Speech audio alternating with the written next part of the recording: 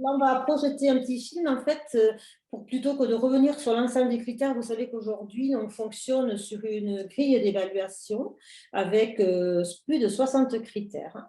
C'est un outil vraiment qui est d'accompagnement pour les jurys, hein, pour que nous travaillions tous de façon homogène sur le terrain, mais aussi pour les collectivités locales, pour faire une auto-évaluation de ce qui se passe dans leur commune. Alors, vous allez voir, c'est un film bon, qui dure 5 minutes, mais qui va vous repréciser tous ces critères. Donc, peut-être pour certains, vous allez le découvrir, pour d'autres, vous allez le redécouvrir. Et c'est un film pédagogique qui a été donc réalisé par le Conseil national des villes et villages fleuris au moment des 60 ans du label, c'est-à-dire en 2019, que l'on peut retrouver sur notre site et sur celui aussi, effectivement, du CNDVF. Et c'est un film qui peut être très utile, je pense, pour les communes, pour quand il existe des commissions de fleurissement ou des regroupements donc, autour du label, on peut présenter effectivement ce film pédagogique.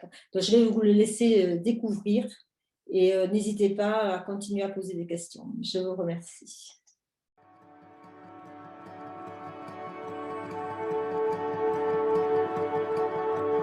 Créé en 1959, le Conseil national des villes et villages fleuris, garant de l'organisation et de l'attribution du label, s'appuie sur le précieux réseau des départements et des régions, réunissant élus, spécialistes du public et du privé, de l'horticulture et du paysage, de l'aménagement du territoire, de l'environnement, de l'urbanisme, jardiniers, professionnels du tourisme, acteurs de milieux associatifs.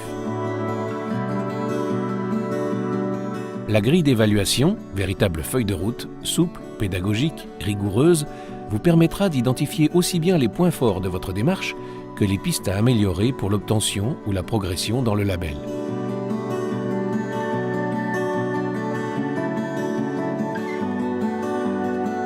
Six grands critères à retenir. La démarche de valorisation et sa stratégie. Tout d'abord, affichez votre motivation pour l'obtention du label qui valorisera l'identité de la commune, le patrimoine naturel, historique, architectural, culturel et social. Pensez à associer l'ensemble des services et acteurs concernés au processus de décision pour plus de cohérence. Appuyez-vous sur les outils d'urbanisme, PLU, PLUI, Atlas du paysage, Agenda 21, la charte du paysage, nuancier. Définissez un plan de gestion différencié des espaces verts.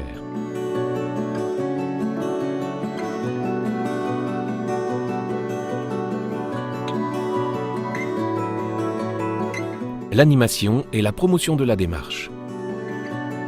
Impliquez les habitants avec une communication régulière sur les projets de la commune à travers par exemple des réunions publiques, des conseils de quartier ou encore des actions menées par le conseil municipal des jeunes.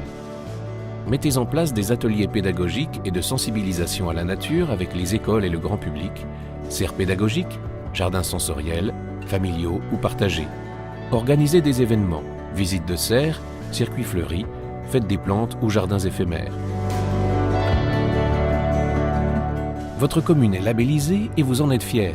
Alors n'hésitez pas à faire figurer le logo Ville et Village Fleuris sur l'ensemble des supports de communication et à implanter un panneau aux entrées de votre commune.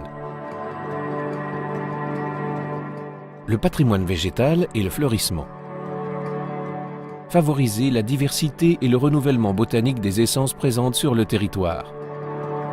Privilégiez l'implantation de strates arbustives et arborescentes, de strates grimpantes et couvre-sol, de prairies fleuries, éléments essentiels pour préserver la faune.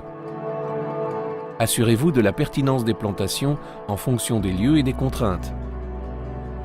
Diagnostiquez, protégez, renouvelez et développez le patrimoine arboré de la commune. Faites preuve de créativité dans la mise en scène de vos massifs.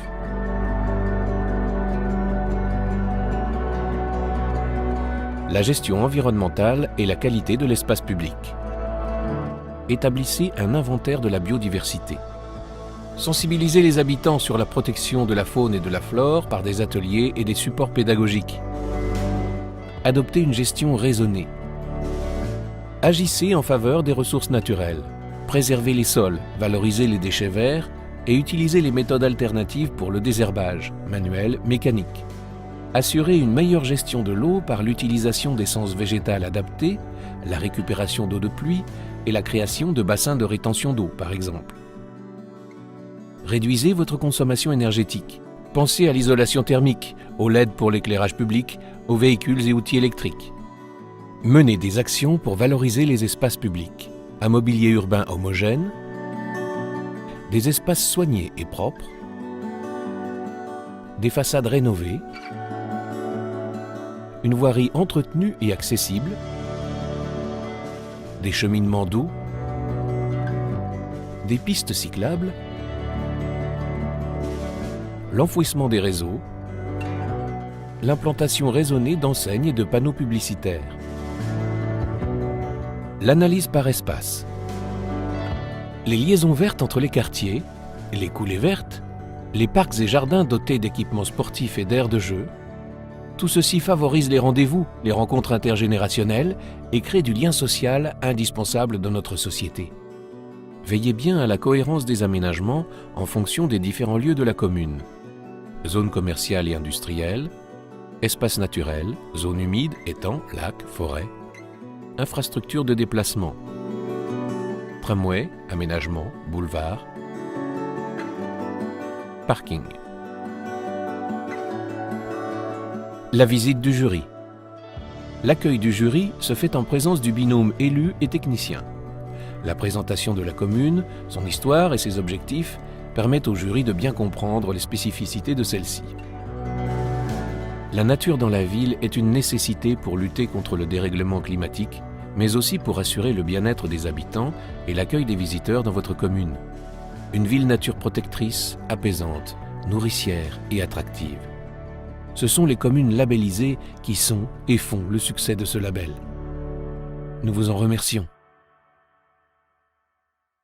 Voilà. Est-ce que peut-être, à l'issue de ce petit film, il y a d'autres questions qui sont arrivées, Sophie, avant de passer au dernier slide?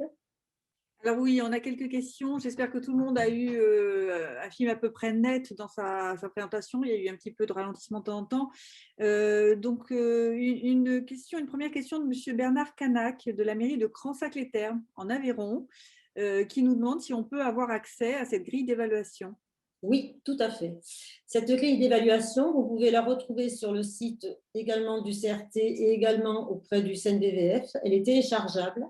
Donc, vous pouvez avoir accès à cette grille et on vous le conseille d'ailleurs pour la préparation des visites. Elle est importante, elle vous permet de vous situer aussi, de vous faire vous-même une auto-évaluation de ce que la commune aujourd'hui propose en tant que classement. Voilà, vous êtes deux fleurs et en tant que deux fleurs, vous devez répondre à certains critères de la grille. Bien sûr, rappeler également que ces critères sont pour l'ensemble des communes, mais effectivement que les communes, disons, de moyenne importance ou de population plus petite population ne répondront peut-être pas à l'ensemble de tous ces critères, mais ça aide également à se situer et à progresser dans la labellisation. Oui. Donc ça, on pourra donner les sites. Le site, ils sont notés sur ce PowerPoint. Je pense qu'on fera aussi passer le PowerPoint pour retrouver tous les sites de des différents intervenants. Oui, je pense que ça mérite effectivement qu'on ait un espace un peu de ressources sur le label Ville et Vacherie dans lequel on puisse trouver tous ces éléments. J'ai une deuxième question qui va sur ce même sujet de Madame Roxane Noringa. Peut-on parler des modalités d'inscription pour une première fleur? Oui. Alors, si vous voulez, on va en parler là tout de suite parce qu'on va passer dans le cadre du calendrier opérationnel, on va aborder effectivement un peu le mode d'emploi pour une commune qui souhaite donc s'inscrire, c'est ça. Et donc, si vous voulez, je peux passer à la slide suivante. Alors, à toi. Alors, voilà, en fait, j'ai préparé cette slide un peu pour rappeler, je sais que dans la salle, effectivement, il y a des nouveaux élus, des nouvelles personnes qui peut-être n'ont pas forcément la connaissance de comment ça se passe sur le plan régional par rapport aux listes des communes. Alors, ce mode d'emploi, en fait, fait référence au règlement national. J'espère que tout le monde aussi connaît le règlement national, que l'on peut aussi télécharger sur les différents sites, hein, bien entendu, qui reprécise un petit peu tout le fonctionnement donc du label, de l'inscription pour les communes qui ne sont pas encore labellisées jusqu'à donc aux communes qui sont labellisées 4 fleurs. Donc, pour une commune qui souhaite accéder à la première fleur, je rappelle que c'est le département qui doit proposer cette commune donc, à l'accession première fleur. En général, nous visitons ces propositions l'année N+1, c'est-à-dire l'année d'après de la visite du jury départemental, ce qui nous permet aussi, avec le département, de travailler sur ces communes et de les conseiller. Alors, pas nous directement, mais c'est plutôt le département qui va le faire, qui va les accompagner justement pour bien accueillir le jury régional, rappeler un petit peu quels sont les critères et que lorsque le jury régional vient dans la commune, qu'il soit bien avisé de ce que le jury attend. Pour les visites des communes 1, 2, 3 fleurs, on est là dans le contrôle, et ce sont donc les régions qui contrôlent ces communes. Les départements souvent le font et c'est très bien, ils font une visite de courtoisie auprès de ces communes, le temps aussi que nous repassions parce que nous ne les voyons que tous les 3 ans. Et là, nous allons avoir un sacré rattrapage à faire effectivement pour cette année 2021, compte tenu des 2 reports successifs et même 3. Nous visiterons cette année les communes qui ont été visitées et contrôlées par le jury régional en 2015-2016. Pour ce qui concerne de la progression à un niveau supérieur de classement, là également, c'est la décision des membres du jury. C'est lui qui décide à l'issue de la visite, grâce aux outils de la grille d'évaluation, au dossier technique et au rapport des visites précédentes, si la commune, effectivement, peut prétendre à ce classement supérieur. Et donc, nous avons quand même chaque année à peu près une trentaine de progressions, donc ce qui est très très bien. On a des communes vraiment qui s'engagent pour pouvoir progresser dans leur niveau, que ce soit de 1 à 2 ou de 2 à 3. Pour la progression des communes de 3 à 4 fleurs, effectivement, c'est la région également qui propose les communes 3 fleurs au niveau national auprès du Conseil national. Nous le faisons, et ça c'est important je crois de le souligner, avec validation du maire, des élus référents et des services techniques. C'est un très gros engagement de se lancer vers la 4e fleur. Donc, il faut une pérennité vraiment de la commune dans le cadre de cette labellisation. Et nous le faisons, que c'est vraiment, nous sentons une volonté politique donc derrière cette demande.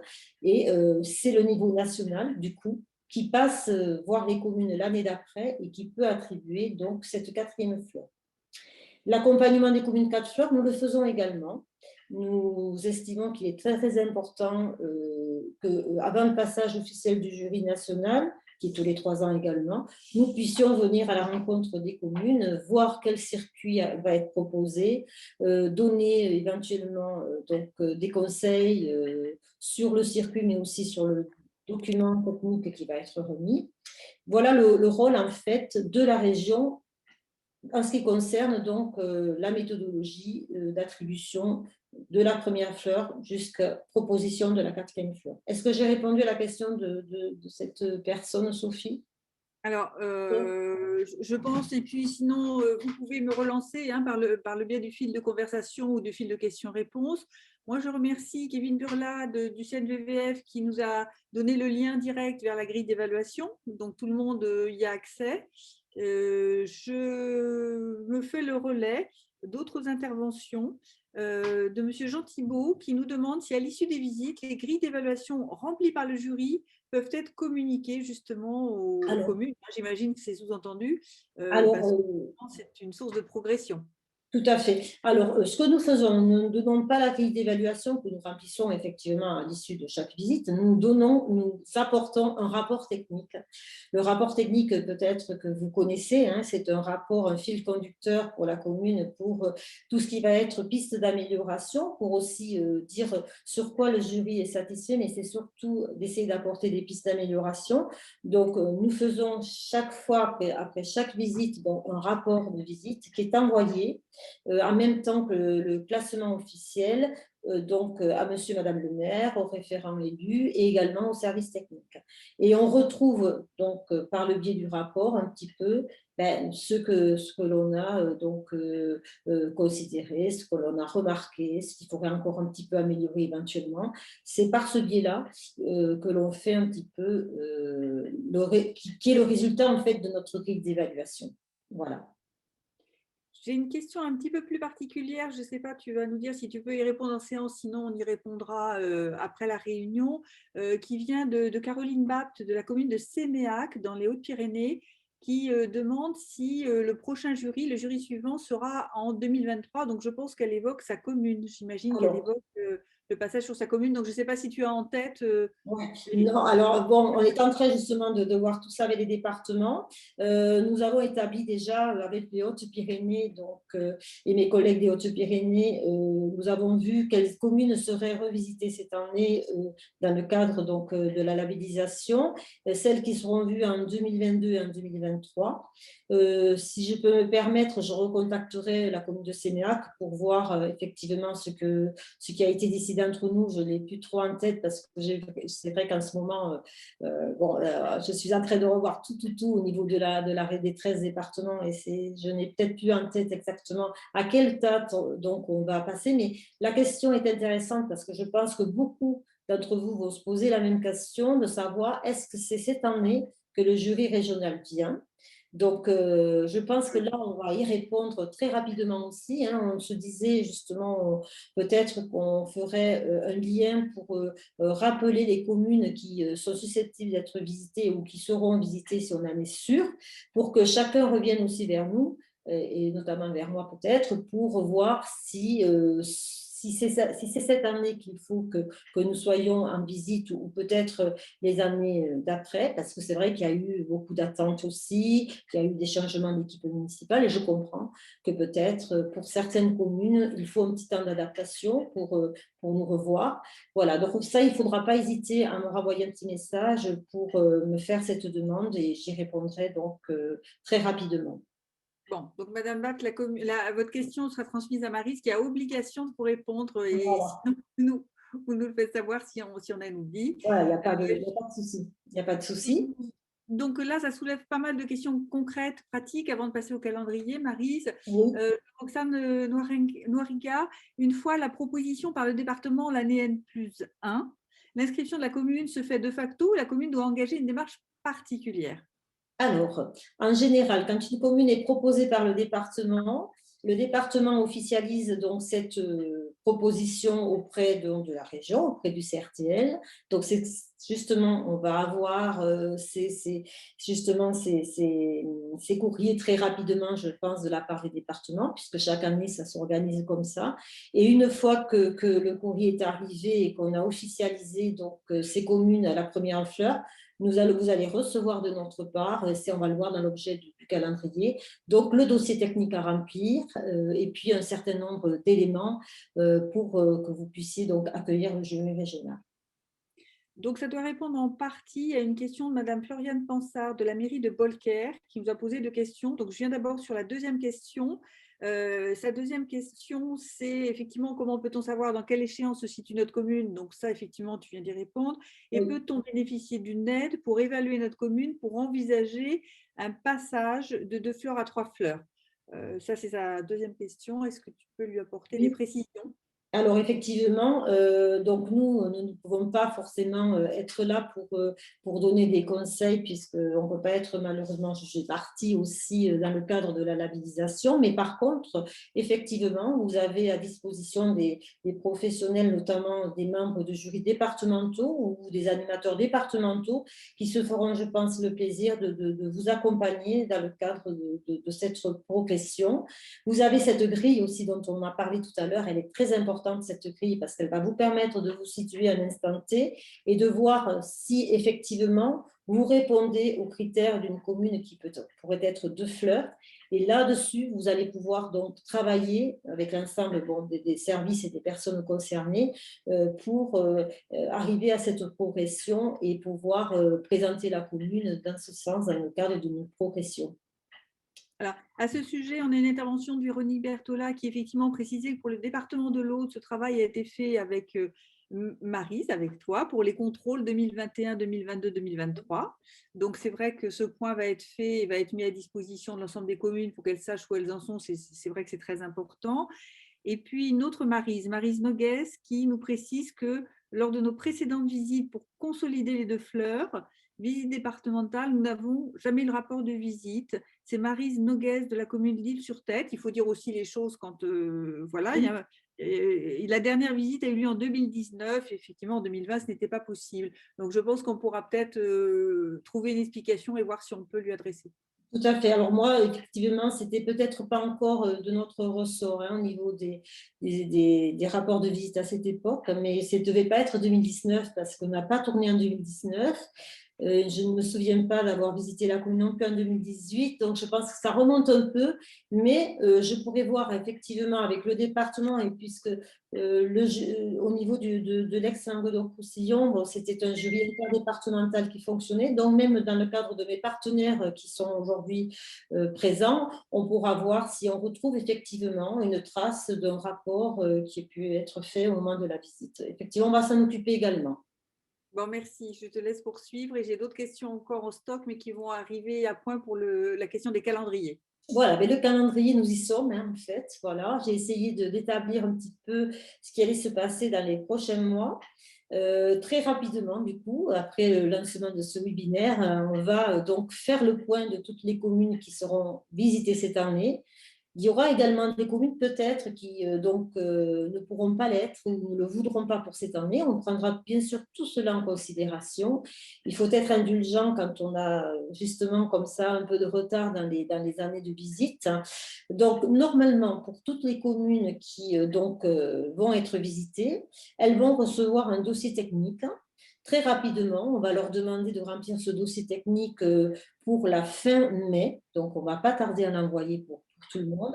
Je rappelle que ce dossier technique permet un peu de préparer la visite et d'anticiper, bien sûr, le travail pour le jury. Hein. Ça nous permet à nous de bien connaître un peu la commune avant de venir sur le terrain. Et ça aussi, ça offre l'opportunité pour la commune et pour les équipes municipales de travailler donc en équipe, avec même des bénévoles s'il le faut, pour présenter donc une commune, tous ces critères qui vont être vérifiés et pour pouvoir donc les présenter à travers de ce dossier technique qui bien sûr aussi doit répondre en fonction de la taille, évidemment. Hein, si vous n'avez pas d'équipe technique au sein de votre commune, peut-être que toutes les questions ne seront pas forcément il n'y aura peut-être pas de solution à toutes les questions, mais vous pourrez, je pense, le remplir assez aisément. On a des petites communes qui le remplissent très bien, comme les grandes communes. Je voudrais aussi vous dire qu'il faut profiter, si vous avez déjà rempli un dossier technique, même si nous l'avons mis aujourd'hui un peu à jour avec mes partenaires. On travaille en COTEC là, depuis le 2 février et c'est vrai qu'on essaie de mettre en place des supports qui vont aussi faciliter la tâche des uns et des autres. Donc, nous avons revu un petit peu le dossier technique qui va vous être envoyé, mais vous pouvez également le réactualiser par rapport à un dossier technique que vous nous aurez renvoyé il y a déjà 2 ans, 3 ans. C'est aussi une réactualisation parce que c'est un très gros travail, vous le verrez. Et ça va vous permettre aussi à vous de vous dire, ce sera un peu une auto-évaluation aussi pour vous, hein, ça va pouvoir vous permettre de vous dire, ah, on est dans le coup, on ne l'est plus peut-être, il y a ça à améliorer, il y a ça à retravailler. Bon, je pense que c'est quelque chose et ça vous permet de le faire en équipe. Il faut vraiment travailler en équipe sur ce dossier-là. Donc, on va envoyer ce dossier donc, au mois de là, dès qu'on aura terminé ce webinaire, je pense dans la semaine prochaine, la semaine d'après, pour que donc on puisse récupérer ces dossiers donc, au mois de mai. On vous dira comment on les récupérera. Pour le mois de mai, pendant ce temps, nous, on va avoir un très gros travail avec mes partenaires de programmer nos visites, de confirmer donc aux communes la date du passage des différents jurys, les horaires de visite également.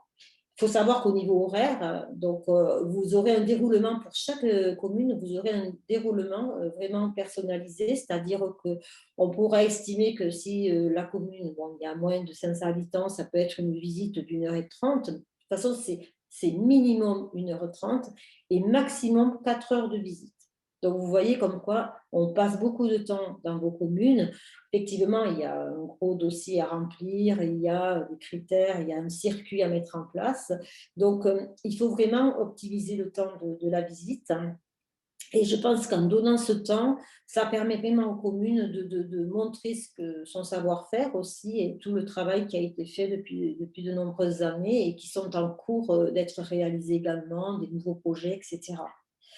Au mois de mai également, si on le peut, on essaiera de faire une prévisite des communes 4 fleurs qui sont en attente du jury national. Nous en aurons 3 cette année en Occitanie. Nous aurons Nîmes, nous aurons Blasière et nous aurons Kerrièche. Kerrièche, c'est dans le Tarn-et-Garonne. Voilà. Donc, il y aura aussi dans ce cadre-là quelques prévisites. Au mois de juin, juillet, août, nous partons sur le terrain si tout va bien. Et j'espère que tout ira bien pour pouvoir le faire. Alors, nous serons donc 7 équipes, 7 équipes de jury. Alors, on aura travaillé en simultané ou pas en fonction effectivement des disponibilités des uns et des autres pour visiter donc les communes qui seront en contrôle 1, 2, 3 fleurs et les premières fleurs, bien sûr, puisque nous en aurons à visiter cette année. Pour votre information, aujourd'hui, si on estime à peu près toutes les communes à visiter, on est sur 95-100 communes sur l'Occitanie, ce qui est quand même très conséquent. Sur la question des dates, Marie, j'interviens parce qu'effectivement, les questions arrivent au fur et à mesure. Donc, j'ai une question de M. Sébastien Vallière de la commune de Lautrec dans le Tarn. Pour la communication des dates de passage, il se demande effectivement s'il doit se rapprocher du CAU du Tarn ou est-ce que, au contraire, cette information va être centralisée. Dis-nous comment ça va se passer. Alors, pour les communes qui sont visitées par nous, c'est nous qui donnons les dates, donc ça sera fait. Il faut savoir quand même, comme on travaille étroitement avec les départements, bien sûr le CAU du Tarn, qui est l'animateur du label Village Fleuri sur le Tarn, sera également informé des dates de nos passages. On essaie aussi de se coordonner avec les départements, je ne l'ai pas dit, mais effectivement, le département essaye de passer aussi en amont de nos visites, c'est bien, ça remet un petit peu dans le bain, ça permet de faire, bon, on essaye de faire une première visite avec le département pour voir si tout va bien aller avec le jury national.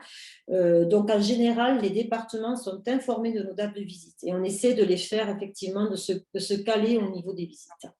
Officiellement, ça veut dire que la commune de Lautrec-dans-le-Tarn va recevoir un mail d'information de la part du CF, de l'organisation collective, régionale, directement pour lui confirmer sa date de visite. Voilà, la commune de Lautrec, ce qui ne me semble pas pour cette année, mais puisqu'elle a été visitée, je pense, en 2018. Mais bon, on verra si, à quel moment se fait la visite et on l'en informera. Oui, tout à fait. Je pense qu'effectivement, des communes veulent savoir à quel moment elles doivent s'inquiéter si elles n'ont pas eu d'informations. Voilà. Voilà, je comprends et on va le faire assez vite. Je pense que là, au mois de mai, il faut qu'on ait pu déjà transmettre quelque chose aux communes, effectivement. Une question auquel tu as peut-être en partie répondu de Cécile Feuillade sur les documents à fournir à la région pour le passage en première fleur. Alors oui, j'ai en partie répondu, peut-être pas tout à fait pour Cécile. Oui, normalement, nous demandons effectivement une officialisation des communes qui sont surtout proposées à la première fleur par le département pour qu'elles nous valident effectivement le palmarès du département. Et donc, il y aura effectivement un courrier qui sera adressé disons, à la structure animatrice du département pour qu'elle nous confirme bien que telle et telle commune sont proposées à la première fleur et que nous devons les visiter. Effectivement, il y aura une confirmation. Mais la commune n'a pas d'informations à transmettre. On est d'accord. Pour l'instant, non. Elle aura après à transmettre un dossier technique comme toutes les autres communes qui seront visitées. Mais ça, elles seront informées également là au mois d'avril pour le mois de mai. Alors, concernant le calendrier de visite, puisqu'on est sur ce calendrier de la campagne 2021, j'ai une même question qui a été posée par deux personnes, Floriane Pansard de la mairie de Beaurepaire et M. Jean Lasson, concernant les zones de haute montagne. Est-il possible d'envisager des visites plus tardives ? Alors, chaque fois, nous essayons effectivement de répondre un petit peu à ce point-là. Normalement, nous essayons de les visiter au mois d'août, ces communes-là, mais malheureusement, On est tous, voilà, toutes les personnes qui sont sur le terrain, et notamment les membres du jury aussi. On a plus de difficultés, dirons-nous, à partir après le 15 août parce qu'il y a effectivement des périodes de vacances qui se mettent en place. Donc, nous ferons au mieux, mais je pense que de toute façon, on tiendra compte effectivement et on en tient compte si on peut à chaque fois. Ce sera plutôt au mois d'août, et disons plutôt en fin août. Si je reviens sur donc sur le calendrier, peut-être il y aura d'autres questions qui vont venir. Donc, au mois d'octobre-novembre, les visites seront donc terminées. Nous allons donc organiser un comité régional de pilotage qui va un peu valider aussi le palmarès et les résultats qui seront envoyés, bien sûr, à ce moment-là, à toutes les communes visitées, à monsieur le maire ou madame le maire, aux élus référents et aux services techniques. Le rapport de visite, je pense, est très attendu. Je sais que chaque fois, nous mettons un peu de temps pour les terminer parce que c'est des gros dossiers, mais on va essayer cette année de vraiment trouver un support qui puisse donc nous permettre de vous l'envoyer au plus tôt au mois d'octobre, plutôt au mois d'octobre que novembre, dirons-nous.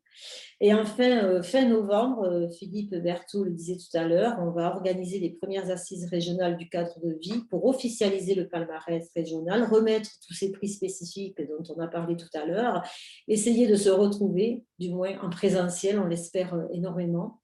Voilà, pour faire un moment d'échange, on aura, je pense, divers partenaires qui interviendront. Bien sûr, on sollicitera Thibaut Gauthier et le Conseil national des villes et villages fleuris. Voilà, pour pouvoir faire de cette journée une vraie journée de rencontre et d'échange entre toutes les communes d'Occitanie et les partenaires donc, qui sont engagés dans cette belle démarche.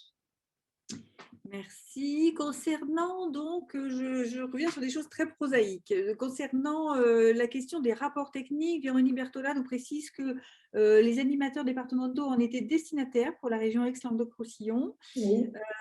Et nous avons Juliette Carré du CAUE de l'Aude qui nous dit: ce dossier technique type pourra-t-il être communiqué aux membres du jury, car ils sont souvent sollicités pour aider les communes? Alors, nous le faisons à chaque fois. En fait, c'est vrai qu'on a un peu moins l'habitude donc de fonctionner encore avec l'ex-région Languedoc-Roussillon, mais ce qui concerne donc notre ancienne région, nous le faisions tous les ans. Les animateurs départementaux reçoivent donc en copie le rapport de visite de la commune. Ça leur permet aussi de les accompagner pour les mois d'après, si ces communes-là ont besoin de retravailler sur certains points d'amélioration. Donc oui, là je réponds oui, c'est quelque chose que nous faisons. D'accord.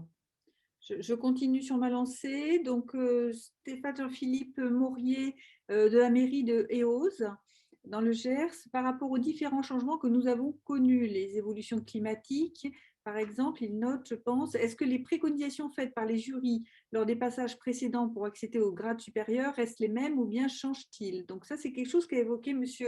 Beauté par rapport à l'évolution de ces critères. Est-ce qu'on lui propose de répondre?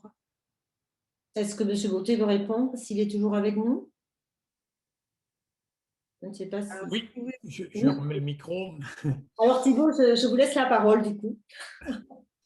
Oui, oui, les évolutions du référentiel, mais enfin, généralement, je veux dire, lorsqu'il y a des évolutions sur l'évaluation, je veux dire, elles sont communiquées en avant, puisque chaque année, nous publions le règlement, je veux dire, de la labellisation, hein, règlement qui évolue chaque année en fonction, donc, à la fois des critères, mais à la fois également des problèmes techniques.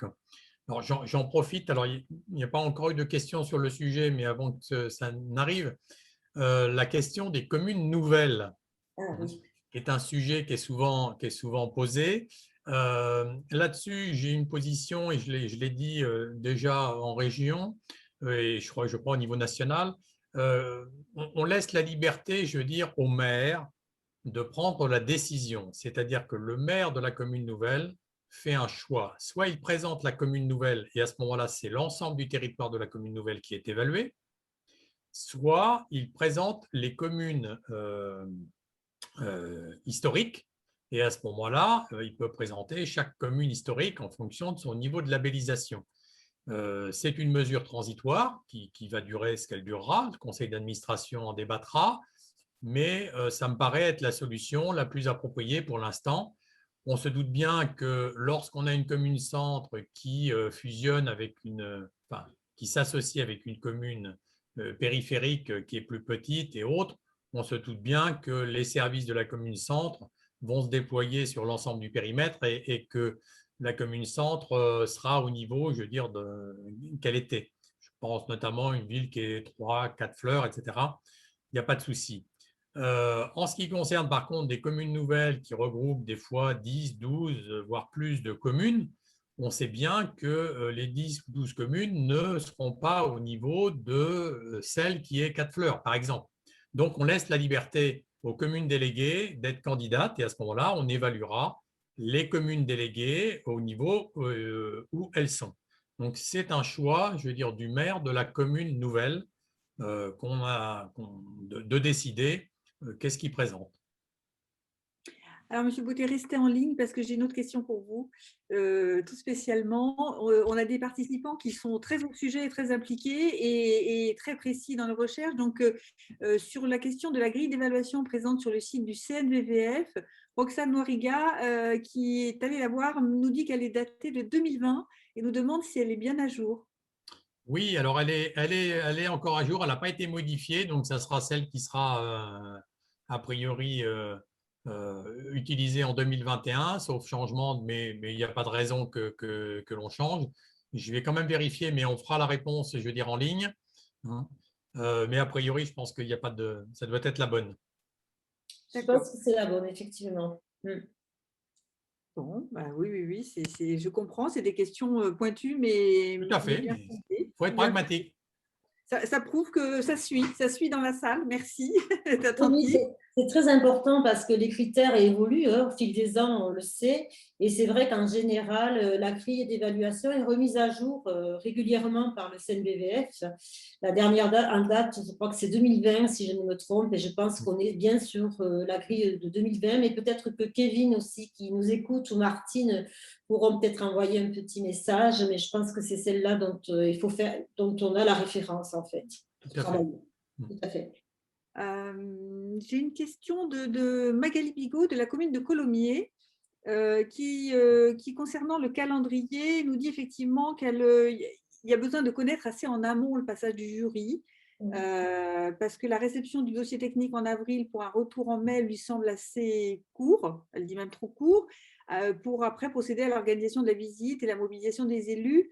Elle complète par l'idéal N-1. Alors, je ne sais pas si dans l'esprit de Mme Bigot, N-1, c'est année N-1, si c'est mois N-1, mais est-ce que déjà, on peut répondre à ces questions de délai de préparation? Alors, c'est vrai qu'effectivement, alors comme je le disais tout à l'heure, pour les communes qui sont déjà labellisées, de 1 à 3 fleurs, elles ont l'habitude de recevoir ce dossier pas tous les ans, puisqu'on ne les visite pas tous les ans, mais tous les 3 ans. Et pour répondre à Magali, c'est vrai qu'effectivement, souvent on dit reprenez l'ancien dossier et réactualisez-le, parce qu'effectivement, beaucoup de choses sont toujours identiques, mais ce qui nous intéresse aussi à nous, c'est de voir quelle évolution sont apportées à ce dossier par la commune. Donc, il faut essayer bien sûr de réactualiser quelques notions sur ce dossier. Même si cette année, on l'a présenté un peu différemment par rapport justement à de nouveaux critères d'ailleurs. Je pense que un mois nous paraît pas trop mal, mais je comprends que c'est toujours trop juste, effectivement. Le souci, c'est que si on le présente trop tôt, nous, on a besoin aussi d'avoir un dossier, Magali le sait, elle est aussi membre du jury, on a besoin d'avoir un dossier vraiment révélateur de ce qu'on va trouver dans la commune au moment où on va y passer. Donc, c'est vrai que ça nous paraît bien de l'avoir. Alors peut-être effectivement un mois, il faudrait le faire bien plus tôt, mais c'est parfois compliqué, j'avoue, d'arriver à faire ça plusieurs mois à l'avance. Et puis, je pense que les communes aussi, à un moment donné, peut-être, vont se dire on va être visité. Alors, ça n'empêche pas pour les communes qui le savent de déjà préparer en amont le dossier. Voilà. Bon, c'est vrai, on est toujours un petit peu court dans les délais, mais ça, je pense que ce n'est pas uniquement sur ça, c'est un peu le problème de nous tous, hein, voilà, on court après le temps. Alors, on est en plus en année, on va dire peut-être en année zéro en fait de cette nouvelle gouvernance qui est mise en place. Peut-être qu'on peut se donner comme objectif à partir de 2022 de progresser sur les délais, puisque tous les outils seront existants, que ces jurys seront rodés, que le partenariat pour travailler ensemble va être aussi expérimenté. C'est vrai que c'est une année un peu particulière. Mais on peut peut-être essayer d'imaginer, de se donner un objectif pour 2022. Et peut-être que dans la question de Magali Bigot, j'entends aussi une question de connaître, d'avoir confirmation du passage, en fait, simplement du jury, sans doute pour les communes, je dirais, qui sont en renouvellement. Et ça, peut-être que ça peut se faire en amont, effectivement, à N-1, puisque c'est une question de calendrier. Donc, cette année, c'est une année de mise en place, une année zéro sur mais zéro, un zéro plus plus hein, sur la nouvelle gouvernance. C'est une année de rattrapage pour toutes ces communes qui ont attendu quelques années, mais qu'à partir de 2022, on peut peut-être envisager d'être beaucoup plus en amont sur l'information pour les renouvellements et puis sur effectivement la transmission des données.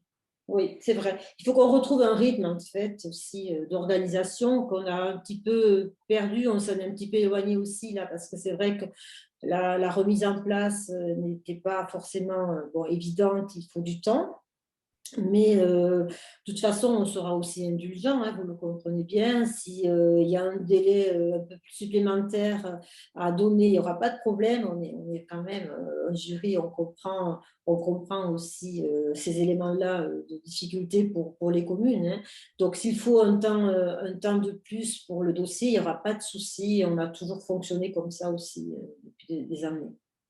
Voilà. Alors du coup, si on est dans l'indulgence, j'en profite, je me fais le porte-parole à nouveau de M. Bernard Canag, la mairie de Cansac-les-Thermes, qui dit « Est-ce que des événements climatiques imprévisibles, forte sécheresse, intempéries, sont pris en compte, ou de la grêle, peuvent être prises en compte par les membres du jury ?» Tout à fait. Tout à fait, là je rassure ce monsieur tout à fait.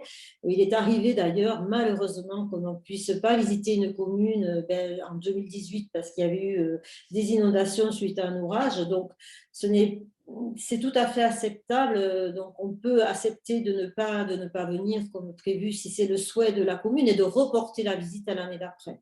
Nous le faisons régulièrement quand c'est souhaité et quand c'est voilà, des intempéries voilà, comme ceci. Et enfin, j'ai une question très concrète d'un spectateur anonyme qui demande s'il y a un coût, une adhésion. Donc là, je pense que c'est une réponse à deux voix et qu'il faut qu'on laisse la parole aussi à M. Bottet, j'imagine. Je pense, effectivement. Oui, alors, la décision qui a été prise il y a quelques années maintenant est de demander une contribution au niveau des villes labellisées. C'est-à-dire les villes qui ne sont pas labellisées n'ont rien à acquitter. Par contre, les villes labellisées ont une cotisation en fonction du nombre d'habitants. Il y a une grille. Je crois que la première cotisation pour les communes les plus petites doit démarrer de mémoire à 50 €. Enfin, c'est pas énorme. Pourquoi cette cotisation? Tout simplement pour permettre au CNBVF au niveau national de fonctionner. Hein. Ce n'est pas un budget énorme, hein, le CNBF au niveau national, mais il faut organiser les tournées, ça coûte, hein, c'est des déplacements, il faut animer, etc. L'équipe, alors, une petite précision, le CNBF au niveau national, c'est une association loi 1901. Hein. Donc, cette cotisation donc, permet à toutes les communes labellisées donc, de participer à la gouvernance, hein, c'est-à-dire qu'elles sont invitées, comme dans toute association loi 1901, à l'Assemblée générale. Elles peuvent y prendre part, elles peuvent voter, puisque les élections que j'évoquais au niveau des collèges qui ont eu lieu en fin d'année 2020 ont permis, je veux dire, à l'ensemble des communes labellisées 1, 2, 3 et 4 fleurs de participer à l'élection donc, des membres du conseil d'administration. Alors, le financement donc, permet bien sûr au CNBVF de fonctionner. Je rappelle que c'est une équipe relativement restreinte, hein, c'est 4 permanents, hein, donc sous l'autorité de la directrice que tout le monde connaît, Martine Lesage, et puis donc deux animateurs, que sont Kevin Burla qui a participé tout à l'heure et puis Zoé Cavalin, et puis une comptable, Caroline Montari. Donc, c'est une petite équipe voilà, solidaire qui fonctionne bien, qui est à votre disposition. Et le rôle du CNBVF au niveau national, c'est de porter le label, bien sûr, en termes d'animation, d'organiser des assises, de réunir le réseau et de mobiliser l'ensemble des acteurs en termes de communication.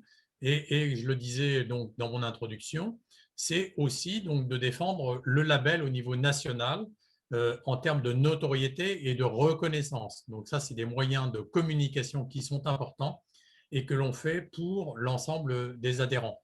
L'objectif pour une commune qui est labellisée au niveau du retour par rapport à sa cotisation, c'est la notoriété et la promotion donc, du label au niveau de sa commune.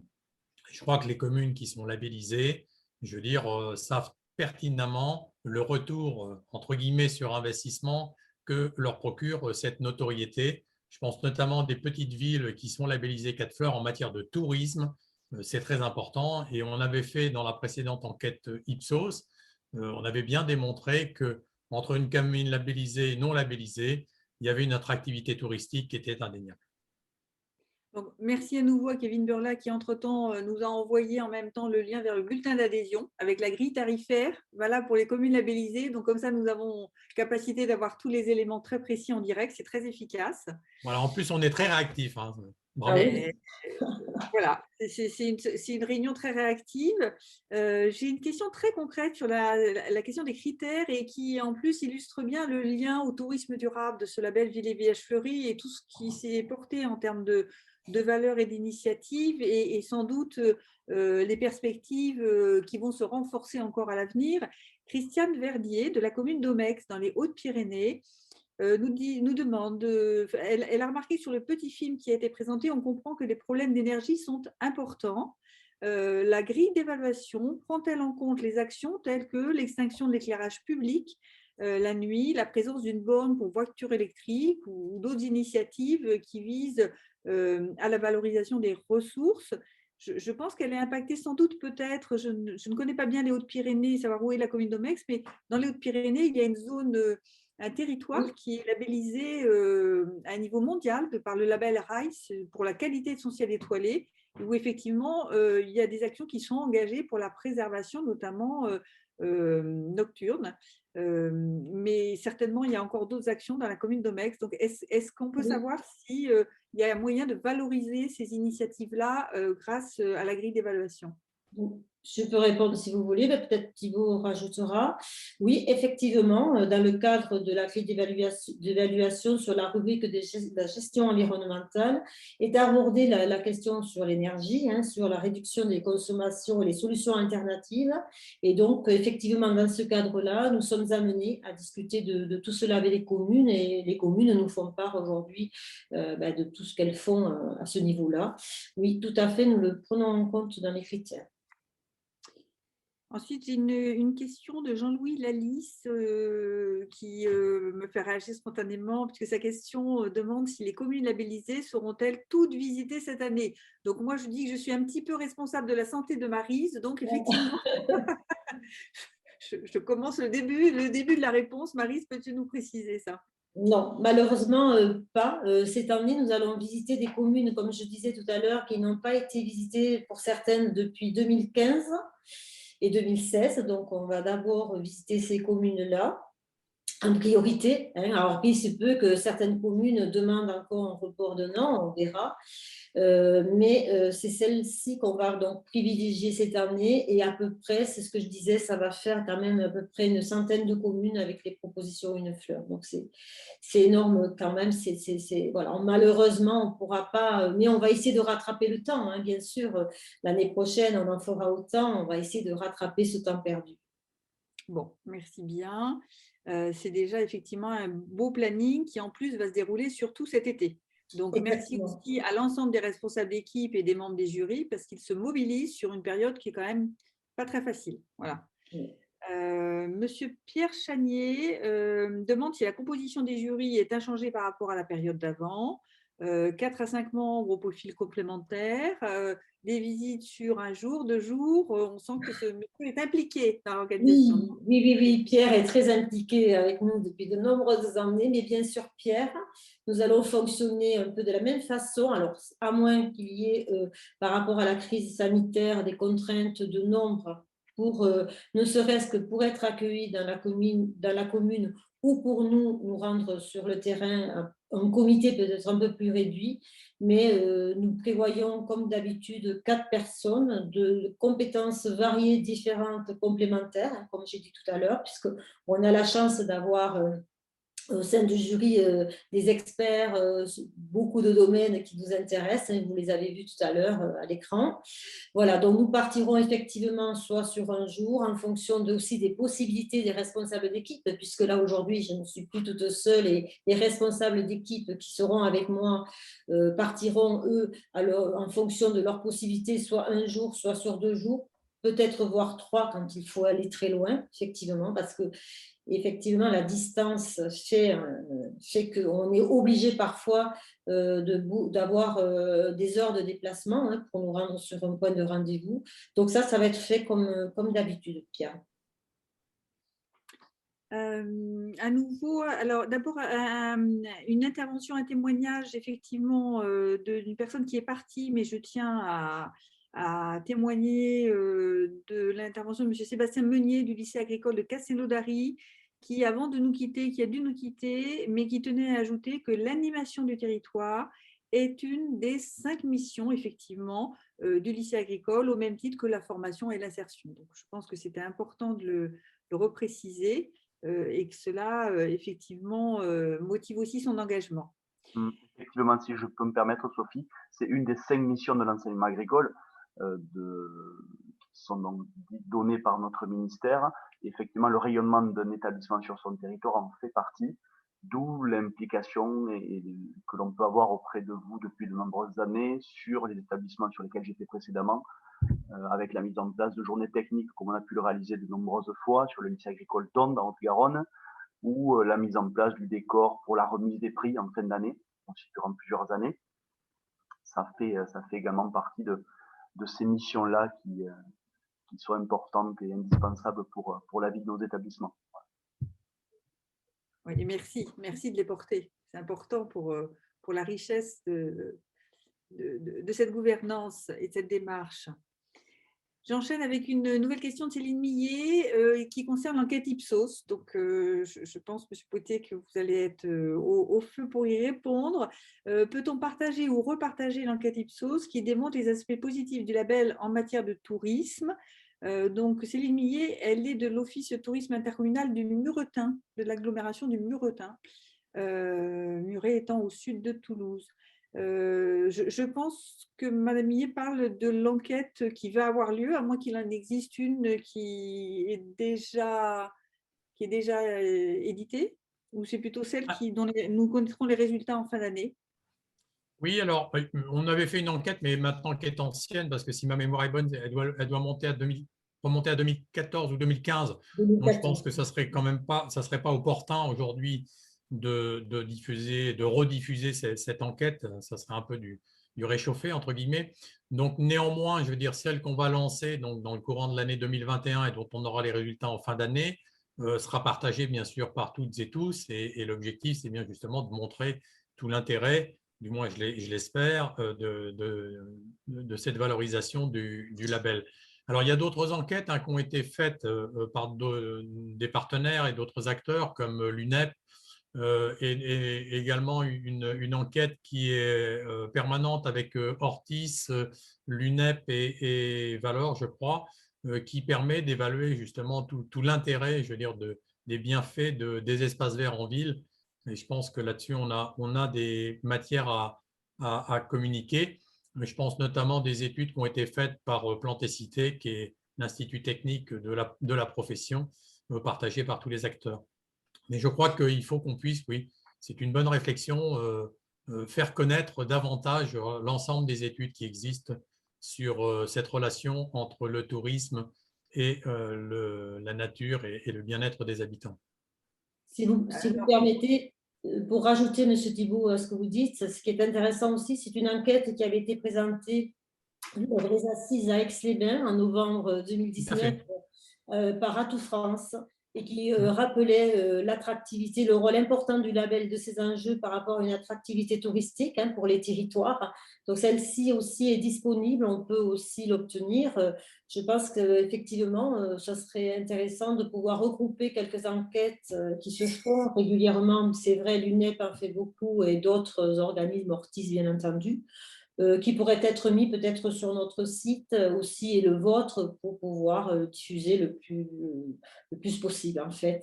Mais je parle sous le contrôle de Kevin qui doit être en ligne. Je crois que l'ensemble des éléments des assises d'Aix-les-Bains doivent être en ligne où on peut les recommuniquer s'ils ne l'étaient pas. Très bien. En connaissant la réactivité de Kevin, je ne doute qu'on ait bientôt sur le fil de conversation une réponse à Voilà. cette question, parce qu'il est extrêmement rapide. Et j'en profite pendant ce temps-là pour dire, effectivement, on a eu la chance de pouvoir avoir une intervention de l'UNEP lors du palmarès 2018 qui a eu lieu en Occitanie tout début 2019. C'était notre dernier palmarès et c'était passionnant de découvrir effectivement des éléments d'analyse et d'enquête objectifs sur ce lien, même y compris entre la santé des habitants et la végétalisation du cadre de vie.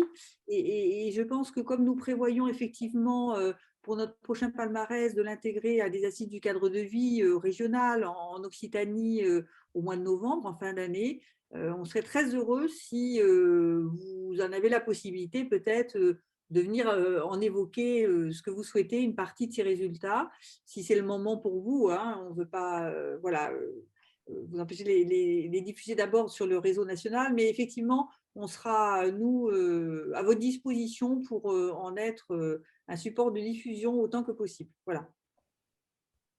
Monsieur Berthaud nous dit au revoir. Et il est 16h04. On a peut-être prendre juste la parole, je ne sais pas. On a quelques personnes qui commencent à partir. Moi, j'ai éclusé l'ensemble des questions que j'ai reçues. Très bien. Voilà. Donc, est-ce que les partenaires voudraient dire un dernier mot? Parce que c'est vrai qu'ils se sont présentés, mais peut-être qu'ils ont quelques petits points à rajouter avant le départ. La Fredon ou peut-être Laetitia, enfin, je ne sais pas, ceux qui souhaitent s'exprimer. Oui, moi je suis très heureux du nombre de participants que nous avons eu cet après-midi, de la tenue aussi, parce qu'en général, quand il y a les webinaires, on voit petit à petit le monde partir. Là, ça n'a pas été le cas. Entre le début et vraiment, on était pratiquement à la fin, il n'y avait que 5 personnes qui sont parties. Donc, je trouve que c'est très bien. Voilà. Après, pour Ortis, pour le prix du jardinier, il peut y avoir des jardiniers ex aequo. Et je crois que ce qu'il faut dire aussi, c'est que ça peut être un groupe de bénévoles. Ce n'est pas forcément un jardinier, ça peut être aussi un service espace vert ou un groupe de bénévoles qui a embelli sa commune et qui a fait un coup de cœur au jury. Tout à fait, bien sûr. Voilà pour Ortis, les quelques mots que je voulais dire, si Christian veut rajouter des choses. Non, pas grand-chose à ajouter. C'est qu'effectivement, les bénévoles, c'est un élément très important, surtout dans les petites collectivités, qu'il faut prendre en compte, car c'est grâce à eux que le label peut vivre dans ces petites collectivités. Effectivement. Et je pense que les partenaires comme moi, on sera très heureux de revenir sur le terrain pour évaluer les communes et pour aller dans une démarche d'amélioration pour l'embellissement de toute la région. Merci. Peut-être Philippe, tu veux dire un mot? Oui, oui. Je vais être bref, mais c'est vrai que ça va être, je pense, un grand plaisir de revenir sur le terrain. Ça fait longtemps qu'on collabore au label, ça fait pour ma part plus de 20 ans. Donc, c'est vrai qu'on a hâte de revenir sur le terrain, de pouvoir partager, de pouvoir retrouver aussi un groupe. Je pense que c'est important, ce que vient de dire Patrick, c'est ça, c'est nous sommes un groupe au sein des jurys et ça permet une émulation, ça permet une concertation. On retrouve les partenaires autour là, de l'écran avec lesquels nous sommes habitués à travailler dans dans ses missions, mais aussi bien mission label que autres missions, notamment les missions de la Frédon. Je pense que voilà, c'est toujours intéressant ces visites parce qu'on apporte, mais aussi on reçoit énormément. Et moi, j'insiste toujours sur cet aspect-là. C'est lorsqu'on est en juré, on a bien sûr un rôle. Alors, en jury régional, c'est un peu différent qu'en jury départemental, bien sûr, où on est en département, on est beaucoup plus sur l'accompagnement. Mais on reçoit beaucoup d'informations, on reçoit beaucoup d'exemples et on se nourrit énormément des expériences des artisans au sens noble du terme qui construisent des espaces verts, donc tous les agents qui œuvrent en l'embellissement, à la gestion de leur espace vert.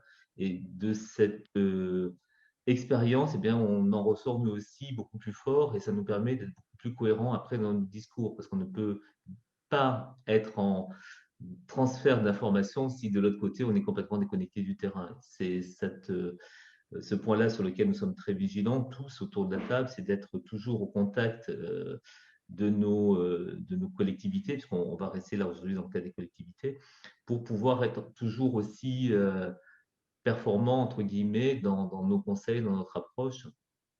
Et c'est le plaisir aussi de retrouver un groupe. Hein. Voilà, je ne le cache pas, c'est aussi cette convivialité que l'on essaie de partager avec les collectivités que l'on visite. Voilà, on a ce côté des fois un peu jury, mais bon, on est là aussi, je pense, d'une équipe et on est tous dans le même bateau. Quelqu'un d'autre veut intervenir? Oui, ben, je vais rejoindre tout ce qui a été dit. Hein. C'est qu'on est ravis de voir tous les gens qui sont présents. Je pense qu'il y en a plein qui n'étaient pas dispo pour être sur ce webinaire, mais nous, sur le terrain, au niveau départemental, on le voyait, l'attente était très, très forte et on voit que la présence des collectivités, des différents partenaires est là. Donc on est ravis de s'associer à cette nouvelle gouvernance et on est ravis de retrouver les communes au niveau régional dès cet été. Merci Laetitia. D'autres personnes veulent intervenir? C'est bon? Sophie, je vais te laisser le mot de la fin. Peut-être M. Thibault aurait pu nous dire un petit mot, mais je ne sais pas si M. Thibault Mottet, s'il veut dire un dernier mot avant de nous quitter. Oui, bah écoutez, moi je suis ravi de voir que l'ensemble des acteurs de la région Occitanie ont pris à bras le corps, je veux dire, la réorganisation, je veux dire, du label sur le territoire. J'ai eu la chance donc de visiter votre territoire l'an passé puisque j'étais à Alès et à Perpignan et j'ai vu notamment de très belles villes. On parlait des critères environnementaux. J'étais également à Fraisse-sur-Agout, qui est une petite commune qui a un réseau de chaleur alimenté par le bois de la forêt communale. Donc, on voit qu'il y a des expériences en matière de développement durable dans des très petites communes qui sont remarquables. Et ce que j'ai vu à Alès et à Perpignan était également remarquable. Donc, je crois qu'il y a des très beaux exemples en Occitanie. Je crois qu'il y a matière, je veux dire, à progresser et à faire en sorte que cette région puisse être mise en exergue donc sur le développement du label et sur la démarche. Hein, je le rappelle, c'est une démarche stratégique pour les élus que nous sommes. C'est une démarche de management pour les services et je pense que c'est une très bonne réponse aux attentes de nos habitants. Merci beaucoup. Merci beaucoup, Président, et puis merci de votre disponibilité. C'est vrai que vous l'avez compris, vous avez toute une région qui est une grande région en plus et qui est ravie et vraiment est sur le pied de guerre pour repartir sur la relance et sur la renaissance de cette démarche. On est tous ravis, ça va dans le sens de nos objectifs communs à tous et on pense que ça va aussi dans le sens des attentes des habitants et des visiteurs et de ce partage entre le cadre de vie et le cadre de vacances. Donc, on est tous à pied d'œuvre, prêts à s'engager. Alors, pour tout vous dire, les questions continuent, donc je les transmettrai à Maryse et puis vous aurez une réponse, Madame Nico, Monsieur Bertrand, je m'excuse, mais effectivement, on va les transmettre et vous répondre à distance. Sur le fil de conversation, on a encore des références d'études et de données qui nous arrivent. Moi, ce que je voulais vous dire, effectivement, il y a une mobilisation formidable et donc on remercie énormément toutes les personnes impliquées pour la réalisation. Parce que c'est très bien, l'organisation, c'est très bien et c'était déjà formidable d'avoir ce partenariat qui a du sens pour nous. Et c'est important, mais ça ne peut tourner effectivement que grâce à l'implication humaine et personnelle d'un certain nombre d'individus engagés. Et donc, on les remercie beaucoup. On se retrouve tous après, on a hâte tous de se retrouver et on se fait fort d'organiser des temps de rencontres qui seront en présentiel. On le souhaite, on se le souhaite tous et qui nous permettent de célébrer ces efforts des communes qui veillent au bon vivre. Donc, merci vraiment pour ce dynamisme dans cette réunion. Et on sera vigilant à être à l'écoute de tous, à apporter des réponses et à ce que cette relance vraiment soit vraiment un nouveau départ important. Monsieur Beauté, vous n'avez pas fini de venir en Occitanie, moi je le pense. Ça sera toujours avec plaisir. Bien, merci beaucoup.